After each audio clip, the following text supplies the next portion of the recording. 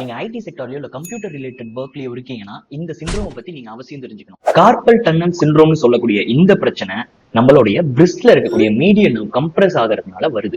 இதுக்கு சொல்யூஷன் என்னன்னு பாத்தீங்கன்னா, இந்த இமேஜ்ல தெரியுற மாதிரி எர்கோனாமி கீபோர்ட் அண்ட் மவுஸ் யூஸ் பண்றதுனாலையும் நம்ம பிரிஸ்டுக்கு ஒரு கம்ப்ரஷன் பேட் மாதிரி யூஸ் பண்றதுனாலையும் இந்த சிண்ட்ரோமை நம்ம ப்ரிவென்ட் பண்ணலாம். செகண்ட் காமனா இருக்கக்கூடிய பிரச்சனை பாத்தீங்கன்னா இன்சோமியா. இது எதனால வருதுன்னா, டிவைஸ்ல இருக்கக்கூடிய ப்ளூ லைட் நம்ம விஷனை டிஸ்டர்ப் பண்றதுனால சிர்காடியன் ரிதம் நமக்கு அஃபெக்ட் ஆகுது. அப்படி அஃபெக்ட் ஆகுறதுனால நைட்ல வர வேண்டிய தூக்கம் வராம போகுது. இதை எப்படி ப்ரிவென்ட் பண்ணலாம் அப்படின்னு பாத்தீங்கன்னா, மெலட்டோனின் இன்க்ரீசிங் ஃபுட்ஸான இந்த மாதிரி ஃபுட்ஸ் நீங்க சாப்பிடறதுனாலையும், ஆஃப்டர்நூனுக்கு மேல காஃபி ஆர் டீ அவாய்ட் பண்றதுனாலையும், தூங்குறதுக்கு 1 மணி நேரத்துக்கு முன்னாடி டிவைஸ் யூஸ் பண்றதை கம்மி பண்றது மூலியமாவும் இதை நம்ம ப்ரிவென்ட் பண்ணலாம். Third, back pain.